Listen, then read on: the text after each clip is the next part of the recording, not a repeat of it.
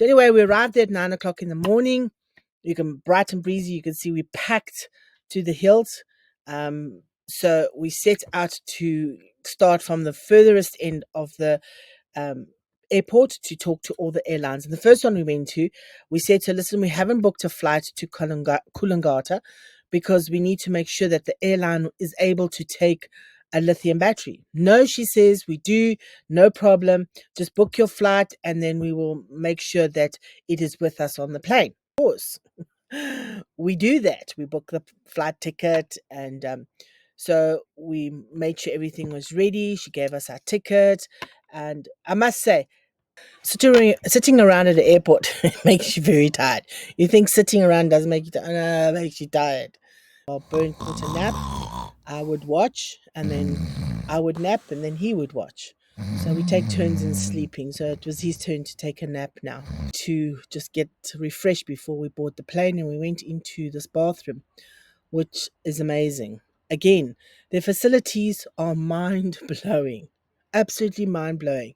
But there is no interaction with nobody. It's just there's no humanism. There's no connection with people. It's like that. All right, we might look happy, but we ain't. And here it begins to check in our luggage at 3 o'clock. At 7:30, they came to us and said to us, "Sorry, we can't. You can't take the lithium battery with you." Now remember, we were there at 9 o'clock, verifying the lithium battery, paid for the flight, and then that time when we got there at 3 o'clock, checked in, again spoke about the lithium battery, and then at 7:30 they came and they said, "Sorry, we can't take the lithium battery because it gives X amount on." I was livid, livid, because now, and they send this old bag who just had no humanism in her. She was just not interested. I said to her, "But this is my husband's legs. You can't tell me now at 7:30 that we can't take it with us because now we got a board. We can't take it with us." So I said, "There's no ways we cannot take it with us. It's his legs and we're on holiday." Not interested. I said to her, "But we did it at when we booked. I said it at when we checked in at 3 o'clock, and now at 7:30, you decide to come and tell us we can't take it." Tell you, I lost it. And she was just not interested. No compassion, nothing. So then she turns to me and says, "Well, I said to them, well, you should have told that lady that she mustn't say this stuff." "Oh, well, she's not trained." So I said, "So you telling me you haven't done your job. Now, because you haven't done your job, we have to now, she's not trained." Then to add to that, I mean, when someone doesn't want to help you, if someone doesn't care, there's nothing you can say or do or change their mind. Nothing. So so I said to her, "Well, all the other planes have gone. We can't get another plane.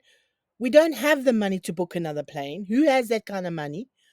I said, "We're from South Africa, so our budget is small. We can't get another plane that will take the lithium battery, which is Virgin Active. And by the way, next time we will fly Virgin. We will not fly Jetline or whatever that other orange place will be." It was terrible. From the beginning, they treated us like crap, and I should have thought of that. But anyway, so I said, "Okay, so what do I do now? I've got no way to take we're not flying back to Sydney. Sorry, we're leaving from Perth. So that means we had to change our flights too, so we could come back to Sydney to pick up Byrne's scooter." Not it didn't dawn on her the cost that it's going to incur to us. So she says, "Oh no, you must find someone to come fetch it." I said, "Who? We don't know anyone here." Okay, I did know, but I'm not going to tell her that. And to get Johan and Bianca to come all the way from where they are to come pick up Byrne's scooter. No. So what do you suggest I do? Leave it here. "You can't leave it here," she says. I said, "Well, tell me what to do." We're boarding at 9:30. 9:30. It is now 9:30. She comes back. She says, "No, sorry. We can't take her with us. We got to board." So I said, "Okay, so what do I do now? Where do I go with this stuff?" So she says, "Oh, you must go in lockup." So I said, "Where's lockup?" "Oh, no, down there." But I said, "I don't know your airport. I don't know it. Do you understand? Are you guys?" I'm like, "Serious, lady?" So she says, "No, you must go there and go." I said, "Listen, I don't have time. We have to board. It's 9:30. We have to board. Where do I take this thing?" So she tells one of the ladies to go with me. So I go with her to Helen, and I run past this guy. In my gut feel, it says to me, he's the guy that's closed there. So I turn around. I said, "Excuse me, are you the guy that's in charge of this lockup?" He says, "Yes, I've just locked up." I said, "Well, I need to drop." "No, he's locked up." I said, "Excuse me," and I said to the lady, "You tell him that you guys are at fault, not me, and I need to lock this thing up in this room." I lost again. I lost it. So he opens up after an argument between him and her, and so now he wants to charge me double for the scooter and the battery. So I said, "No, are you going to charge me for the wheel as well? Because they come together. It's just I take it off so it doesn't run flat. So you're going to charge me for the brakes, the wheels, for the handlebars?" "No, no, no, it's okay, it's okay, it's okay." So I said, "Fine." So I put it in, got the slip, and I sent it to Bianca and them, and they came and fetched it the next day. And that's just the tip of the iceberg. We haven't even reached Kulangata yet. So yeah, so we boarded the plane, but you can see where we're sitting. Now imagine sitting there from 3 o'clock until 9:30.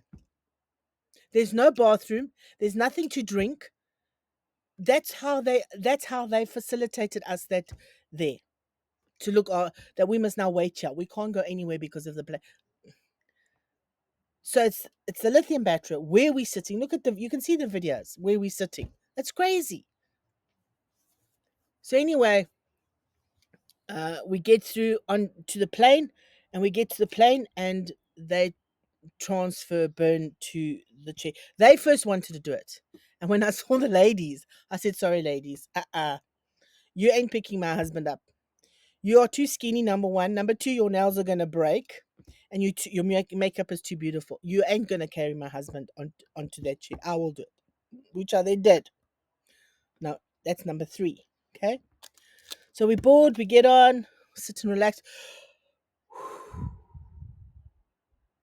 and then we reach Kulangata. Wait until we get to Kulangata, then I'm going to explain the next step in this episode. Then we reached Kulangata, and it was obviously the airport already closed. I think it was 12 o'clock that we landed, if I remember correctly. I can't remember, but I think it was 12. And yes, I was livid. Okay, so I started already in Sydney livid. Then we get to Kulangata, and they've got a ramp that runs from the door of the plane through to like a zigzag down to the tarmac. So they said no, they have to push him. I transferred him, which was fine, and they had to push him from the plane down to the tarmac. So I carried the luggage, and they pushed Burn down the ramp. They were literally two 12-year-olds, skinny like anything. My husband is not big, but he's a man, so he's got muscle. So he's heavier than those two put together. They seriously.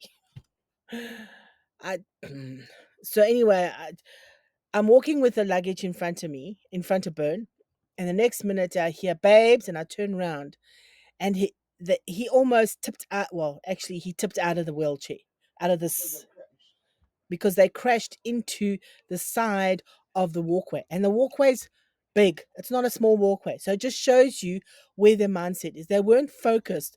I think they just wanted to get home. So I dropped everything, ran to him, and I said, "Guys, you must be careful, don't just walk." So anyway, yeah. And they got long nails like this, and they're like holding it like all daintily. They had no idea how to fasten the seat so that it wouldn't fall out. They had a cooking clue how to deal with Burn. Nothing.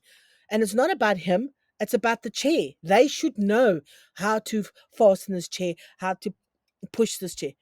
They knew nothing. So there's a lot of training, I feel, that needs to be happening in on the airlines.